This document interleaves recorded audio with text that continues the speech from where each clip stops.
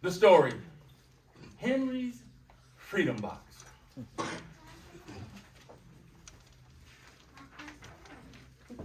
Henry Brown wasn't sure how old he was. Henry was a slave, and slaves weren't allowed to know their birthday.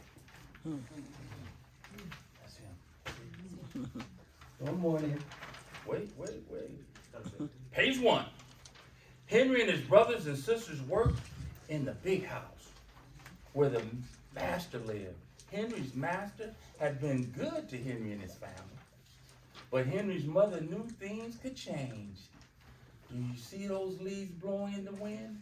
They are torn from the trees like slave children are torn from their families.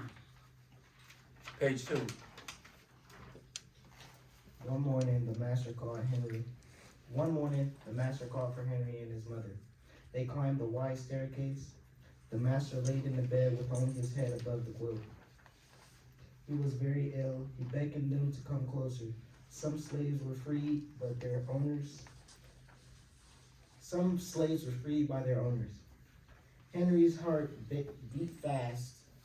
Maybe the masters will set him free. Page 4. 3. But the master said, "You are a good worker, Henry. I'm giving you up to my son. You must obey him and never tell a lie." Henry nodded, but he didn't say thank you. That would be a lie. Page 4.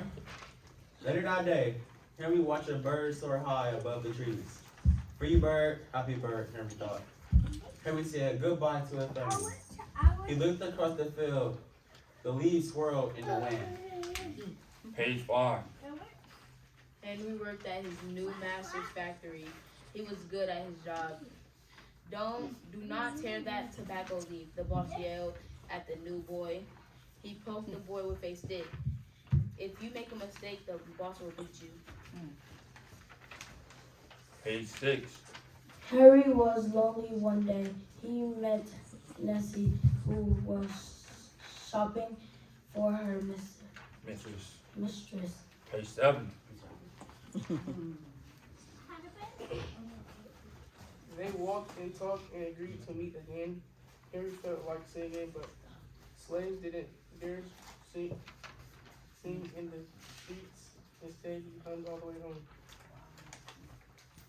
Page 8. Months later, Henry asked Nancy to be his wife.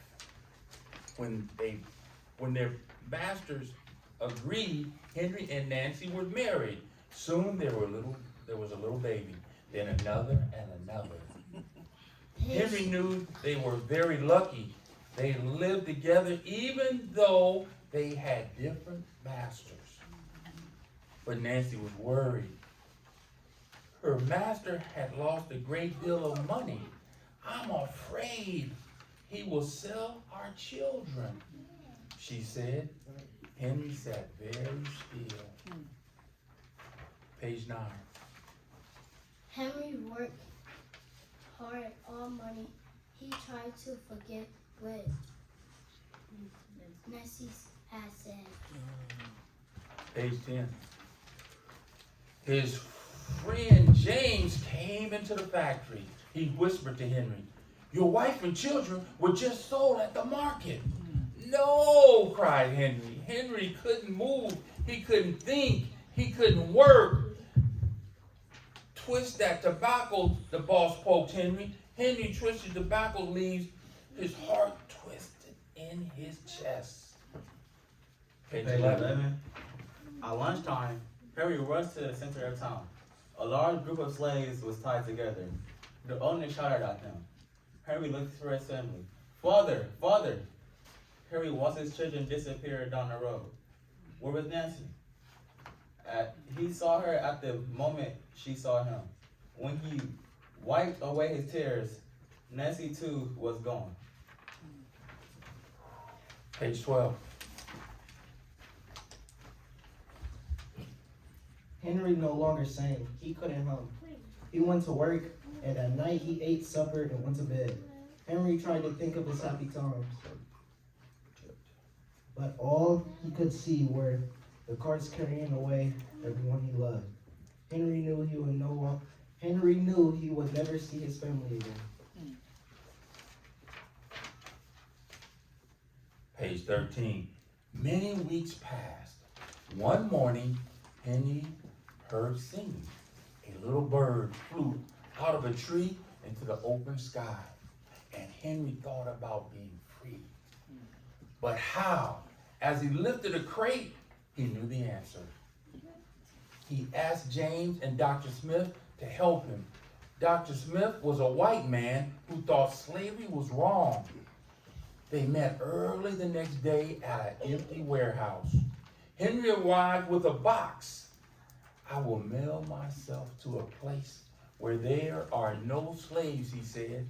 James stared at the box, then at Henry. What if you cough and someone hears you? I will cover my mouth and hope, Henry said. Page 14. Dr. Dr. Smith. Dr. Smith wrote on the box, to William H. Johnson, Arch Street, Pennsylvania, Philadelphia, Pittsburgh, Pennsylvania. Henry will be delivered to friends in Philadelphia. Then he print on the crate in big letters, this side with care. Decide up with care. Page 15. Henry needed an excuse to stay home, or the work boss would think he had run off. James pointed to Henry's sore finger, but Henry knew it wasn't bad enough. He opened a bottle of oil vitriol. No, cried James. Henry poured it on his hand. It burned his skin to the bone. Now the boss would have to let him stay home. Dr. Smith bandaged Henry's hand. They arranged to meet the next morning at 4 o'clock. Page 16. The sun was not yet up when Harry climbed into the box. Ready, he said. James knelt down the lead. Dr. Smith and James drove to the station. The railway clerk tipped the box over and nailed a paper to the bottom. Dr. Smith begged the clerks to be careful, but they didn't listen. They threw the box into the baggage's car. Page 17. Hours passed. Henry was lifted up and thrown again.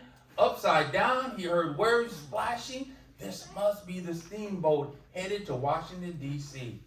The ship rolled smoothly, but Henry was still upside down. Blood rushed to his head. His face got hot. His eyes ached. He thought his head would bust. But he was afraid to move. Someone might hear him. 18. I'm tired of standing, someone said. Why don't we move the box and sit on it? Said another. Henry held his breath. Could they be talking about his box? 19.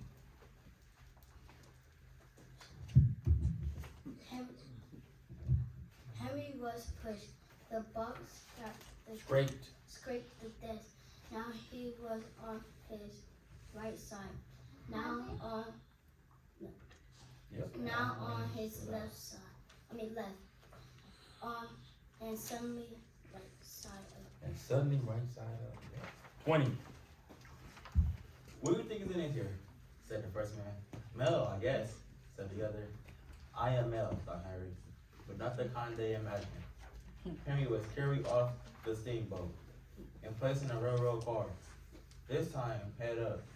He fell asleep on the rattling song of the train wheels.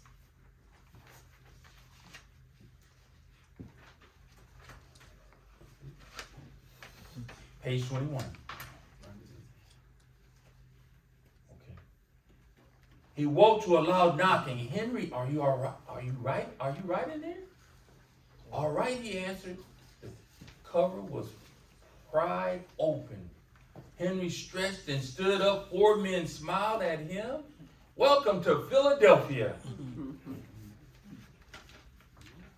Page 22. Elise Henry had a birthday, March 30th, 1849, his first day of freedom. And from that day on, he always had a middle name everyone called him, Henry Box Brown. My last name Brown. Just a coincidence, huh? The end.